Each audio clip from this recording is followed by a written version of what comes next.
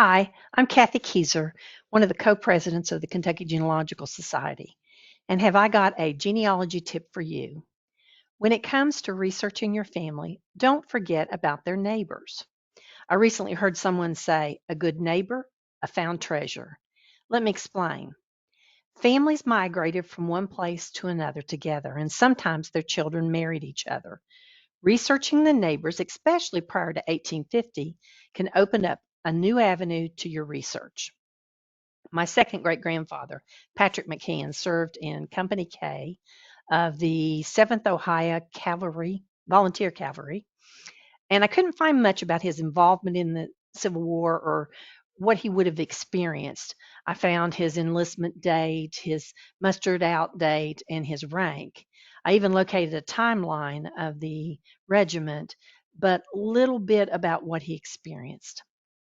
Since the company was formed by the men of his county, I started looking at the men who could have been his neighbors. I located a book titled Do They Miss Me at Home?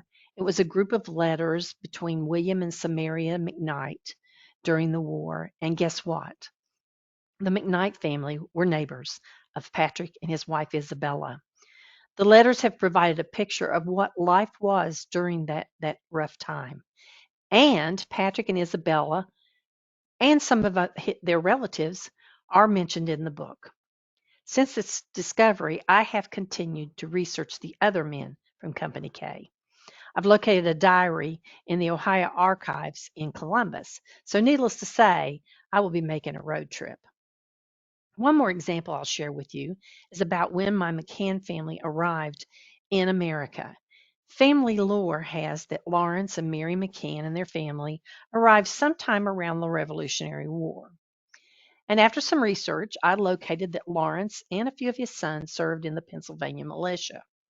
After digging a little bit further, I found a deed where Lawrence purchased land in Washington County, Pennsylvania, and I wanted to know where the land actually was. I found a property map that was around 1800, but Lawrence wasn't listed as he has already moved on to West Virginia. So I went back to the deeds and I looked at when he purchased the property and when he sold it, and his neighbors were listed. So I started researching those neighbors and the property they had purchased and sold in Washington County. And by doing that, I was able to locate exactly where the McCann family had lived. As we look towards the upcoming year, I hope that your research for the neighbors of your ancestors provide a surprise gift about your family history. Happy holidays, my friends, and thank you for your support of the Kentucky Genealogical Society.